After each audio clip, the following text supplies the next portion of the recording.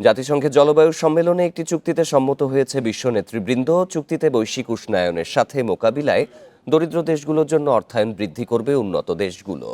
তবে চুক্তিতে জলবায়ু পরিবর্তনের জন্য দায়ী জীবাশ্ম জ্বালানি পর্যায়ক্রমে বন্ধ করার কোনো উল্লেখ নেই।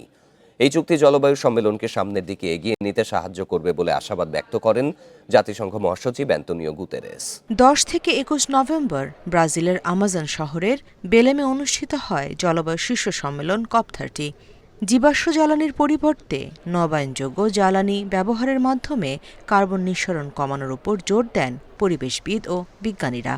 সেই সাথে সম্মেলনে গুরুত্ব পায় জলবায়ু পরিবর্তনে ক্ষতিগ্রস্ত দরিদ্র দেশগুলোর জন্য আর্থিক সহায়তা নিশ্চিত প্রসঙ্গ।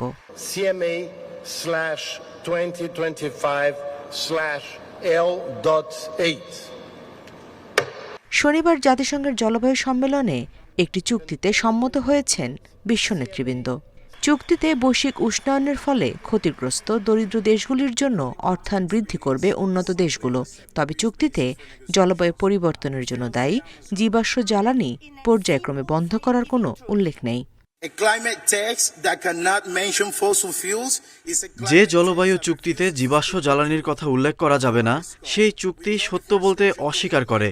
বন উজাড়ের কোনো প্রতিশ্রুতি ছাড়াই একটি বন সিওপি তৈরি করা অকল্পনীয়। আমরা যদি এখানে আমাজনে বন উজাড় বন্ধ করার বিষয়ে একমত হতে না পারি, তাহলে আর কোথায় এ নিয়ে কথা হবে?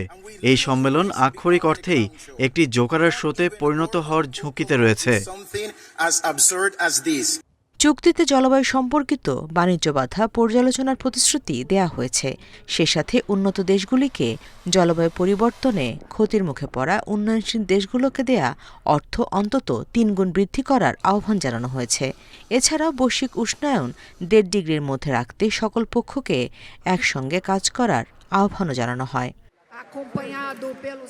এই চুক্তি জলবায়ু সম্মেলনকে সামনের দিকে এগিয়ে নিতে সাহায্য করবে বলে আশাবাদ ব্যক্ত করেন জাতিসংঘ মহাসচিব অ্যান্তোনিও গুতেরেস। এ সময় এই চুক্তি নিয়ে পরিবেশবাদী ও আদিবাসী গোষ্ঠীর মধ্যে অসন্তোষের বিষয়েও আলোচনা করেন তিনি। গতবারের সম্মেলনে ধনী দেশগুলো জলবায়ু বিপর্যয়ের ধাক্কা সামলাতে দরিদ্র দেশগুলোর জন্য $300 বিলিয়ন সহায়তার প্রতিশ্রুতি দিয়েছিল, কিন্তু এখনও সে অর্থ থেকে 1 পয়সাও বিতরণ হয়নি। এমন পরিস্থিতিতে নতুন অর্থায়নের প্রতিশ্রুতিতে খুব বেশি আস্থা রাখতে পারছেন না ক্ষতিগ্রস্তরা। Nusrat Serin, Independent news.